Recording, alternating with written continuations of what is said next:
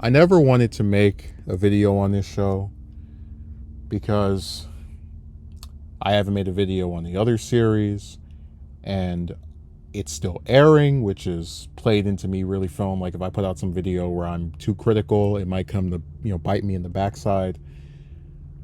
But after this episode, I have to give it its just desserts.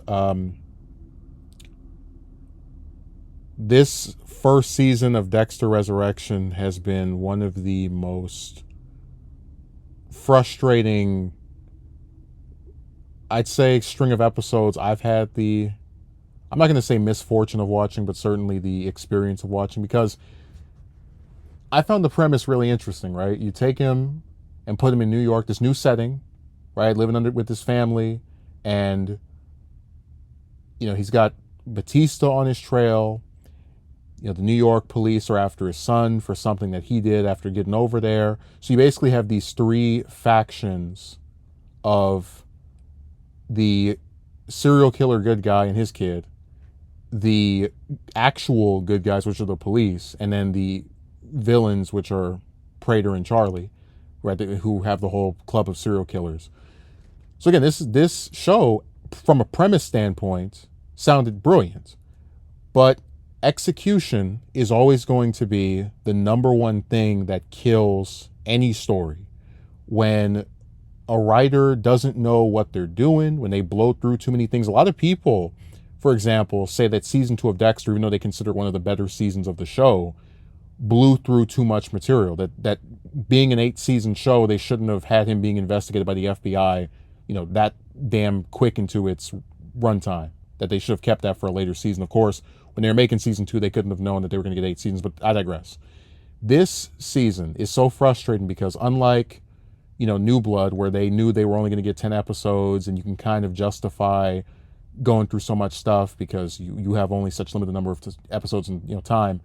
This show knows it's going to get at least another season, and they blew through so much material. It is, I mean, it should be studied. Like, okay, it starts off, he's in New York, he gets a new job. Again, Batista's on his trail. All of it I like. We get introduced to Serial Killer Club, all these new characters who are have whatever type of thing about them, whatever. Okay, fine. One of them dies in the first episode that they're introduced. Lol. Okay, whatever. Next episode, he's spending time with Mia. Mia's another one of these new killers, and her thing is that she kills sexual predators only, right? She has her own code, except not really, which goes a long way in making her uninteresting and bland and generic.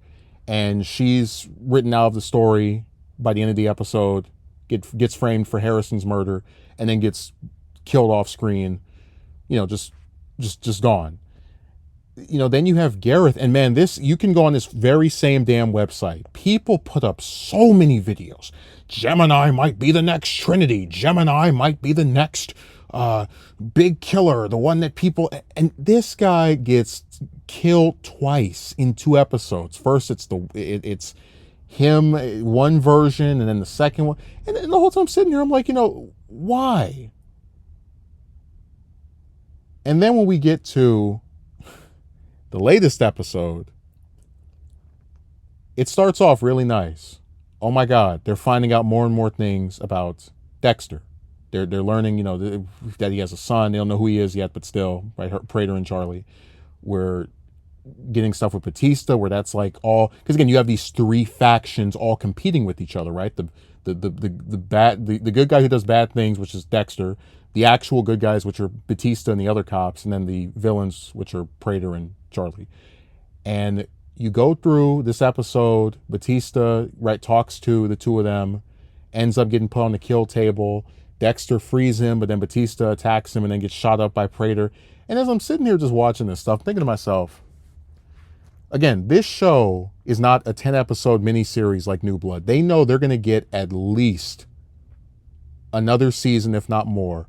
Why in the mother of hell would you kill off the character who truly, more than any other character, has earned the right, at least of the living ones, to nail Dexter and finally bring him to justice. Why would you get rid of him in the first season? And talk about like completely playing into tropes, because we've had people talk about, oh, we'll see, uh, Batista is going to end up dying because Dokes died in season 2 and LaGuardia died in season 7 while they were investigating Dexter. And literally, they didn't pull a bait and switch, a subversion. I don't even like Scream 5, but the girl surviving, the Jenna Ortega character, right, surviving the opening sequence. I said, hey, that's nice. That's a cool subversion. Wow. Because like after a certain time, doing the same thing over and over again becomes stale. And this is a big problem with this show, which is that they have, again, a lot of cool ideas, but just an absolute refusal to let anything breathe, to let anything, just kind of like marinate and fester. And again, you're dealing with a 10 episode season where you're going to have more seasons, and you introduce, what was that, 3-4 serial killers. They let one of them get away, Al, but it's like, if you want to kill one of them off, okay, fine. 2 maybe, but the whole damn group almost in a few episodes, in almost each episode since they've been introduced. And I don't know, Batista's like death just pissed me off, because like what is the moral of Dexter?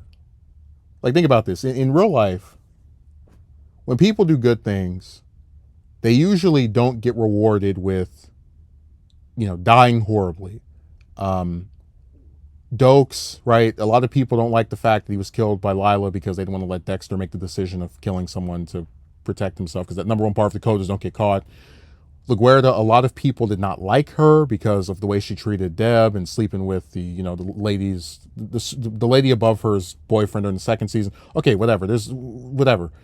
What I'm so annoyed with regard to Batista is that, unlike season 2 and unlike season 7, they know they're getting multiple seasons.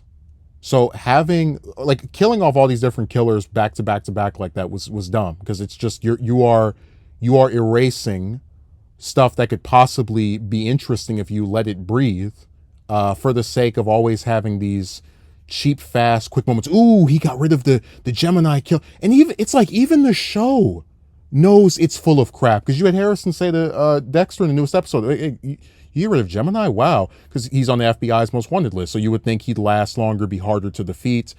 But again, the show just... the problem with Dexter, and I may make a whole damn hour or 2-hour review of this season, I'm dead serious. The problem that this show has had really since the 4th season ended is that, because of executives and all this meddling with studios and whatnot, they are never willing to let him face true repercussions for what he does. Sure, they'll kill off some other character. Oh no, Deb died and Batista died. No, they'll kill off everybody else. But in terms of actually changing the status quo to where they have to like allow for things to be radically altered, right, where he'd spend like a whole season on a run or something, they will never do. They will fight off doing that for as long as possible. And these plot contrivances, they've just gotten too ridiculous for me. I can't understand how all the good people, right, all the people that are like actually following the law and just doing their jobs, they all get killed off. Right? They come too close to the sun. Whether they're defending Dexter or not, because Deb's fate in the series finale of the original show pissed me off to hell and back, because it was like, she has to die for the sins of her brother. What did she become?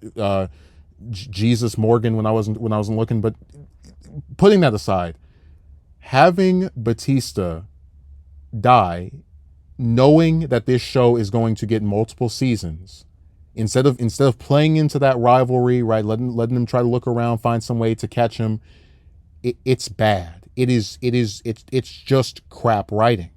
Because whoever they replace him with, whether it's Quinn or some new character they introduce, we're not going to have anywhere near the history or investment in, and thus we're not going to be as interested. Certainly I'm not.